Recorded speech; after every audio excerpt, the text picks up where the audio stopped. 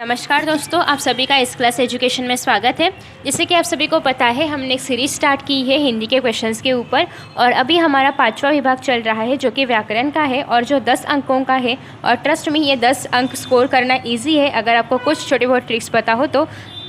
So I hope कि आपने पहले चार वीडियोस देखे हैं या 4 से ज़्यादा वीडियोस जो मैंने अपलोड किए उनको देखा रहेगा। उसमें हर एक वीडियो में मैंने हर एक विभाग को एक्सप्लेन किया है, क्वेश्चंस किस तरीके से आते हैं और हमें उसके अकॉर्डिंग आंसर्स कैसे लिखने हैं। इवन आंसर्स मैंने लिखे हुए, टाइप किए हुए आपको सेंड भी किए हैं टेलीग्राम पे। आई होप आप सभी ने उन वीडियोज़ को देखा रहेगा और पीडीएफ्स को रेफर किया रहेगा।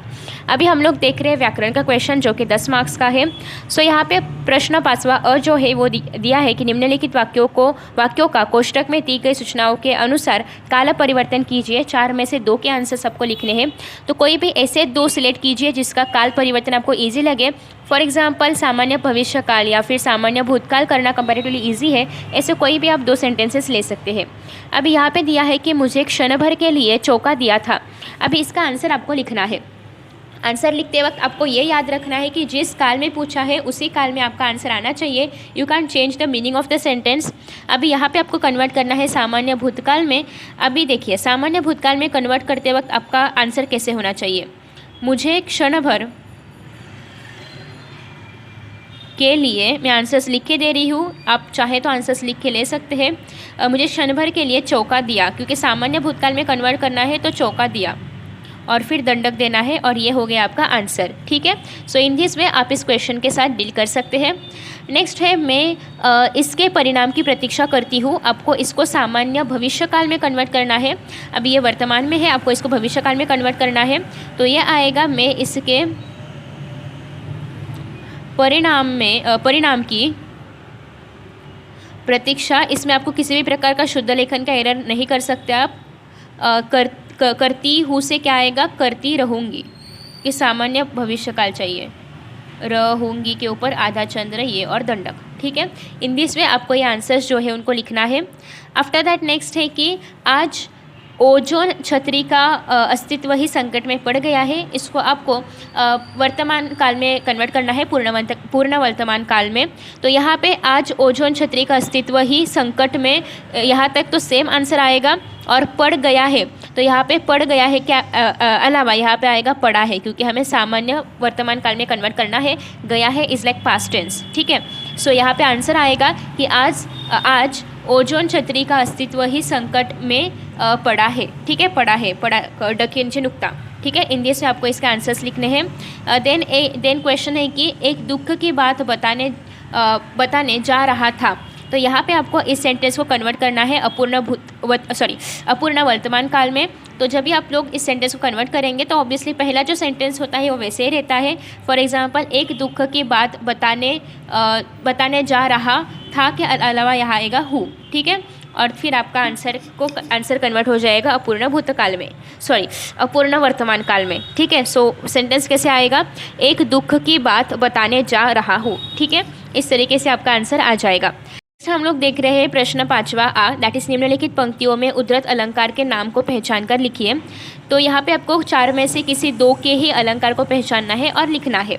तो पहला है चरण सरोज पखारन लागा। तो यहाँ पे रूपक अलंकार देखने को मिलेगा। सो इसका आंसर है रूपक अलंकार। आपको आंसर लिखते वक्त रूपक अलंकार ये पूरा शब्द लिखना है, देन दंडक देना है कंपलसरी, तो ही आपका आंसर पूरा हो जाएगा। और यहाँ पे आपको इन पंक्तियों को लिखने की कोई आवश्यकता नहीं है, आपको डायरेक्टली आंसर लिखना है। देन है कि जान पड़ता है नेत्र देख बड़े बड़े, हीरकों में गोल नीलम है जड़े। तो ये उत्प्रेक्षा है, तो आप इसका लिखेंगे उत्प्रेक्षा अलंकार। आपको मैं आंसर्स भी दिखा दूंगी, बट तब भी आंसर से दिखा देखती हूँ। सो यहाँ पे आपको लिखना है उत्प्रेक्षा अलंकार, राइट, उत्प्रेक्षा अलंकार।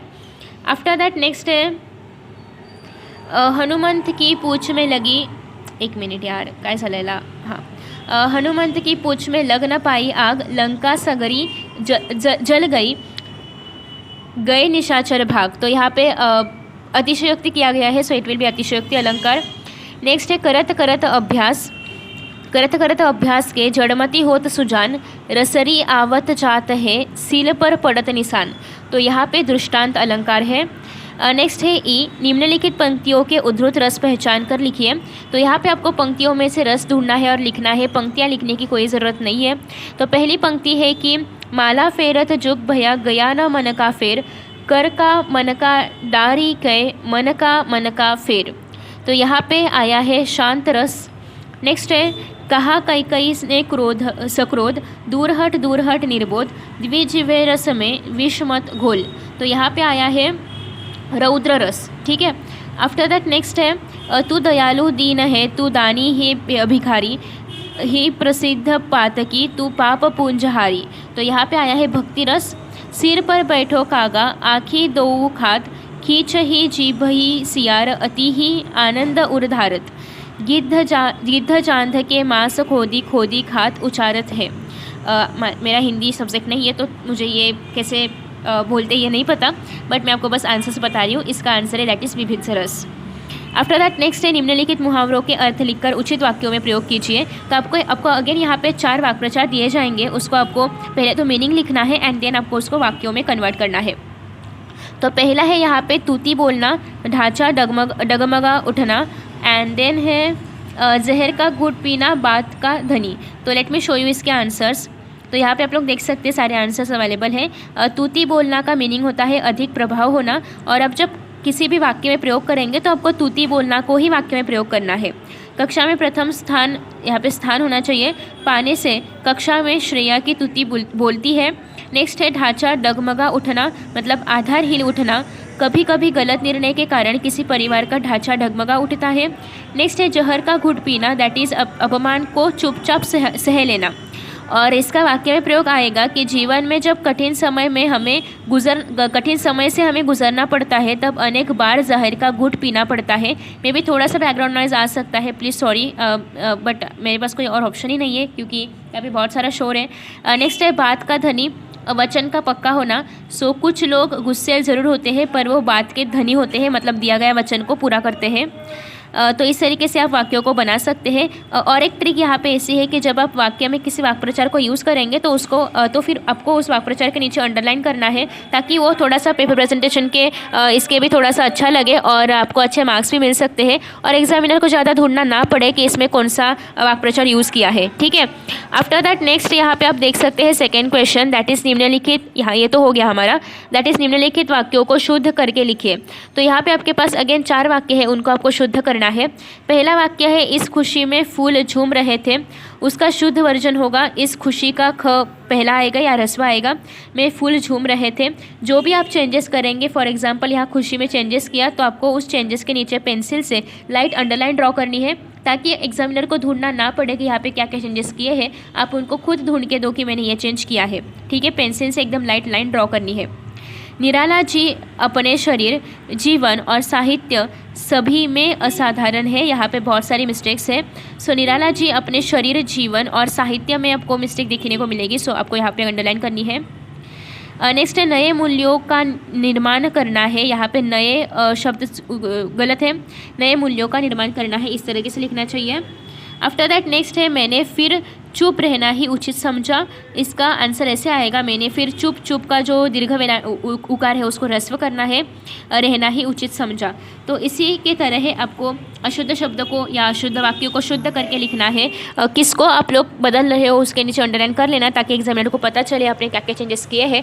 एंड इसी तरीके से हमारा पूरा जो पेपर है वो ख़त्म होता है। मैंने सारे विभाग के ऊपर वीडियोज़ अपलोड कर दिए हैं और आई होप कि आपने सारे वीडियोज़ देखे होंगे। अगर अभी तक आपने सारे वीडियोज़ नहीं देखे तो सारी वीडियोज़ की लिंक आपको नीचे डिस्क्रिप्शन बॉक्स में मिल जाएगी या फिर कमेंट बॉक्स में उसकी लिंक मिल जाएगी। सो जाइए और उन सारी वीडियोज़ को देखिए ताकि आपको कल के एग्जाम में बहुत ज़्यादा फ़ायदा हो। और इसके अलावा अगर आपको हिंदी विषय के ऊपर किसी और टॉपिक से रिगार्डिंग वीडियो चाहिए है तो प्लीज़ आप बता सकते हैं, मैं उस वीडियो को भी अपलोड करने का ट्राई करूँगी। Best of luck for your exams. आपका एग्ज़ाम बहुत अच्छा जाए और आपने जो पढ़ा है उसी के ऊपर एग्जाम में क्वेश्चंस पूछे जाए। Thank you so much for watching. Best of luck and see you, bye bye.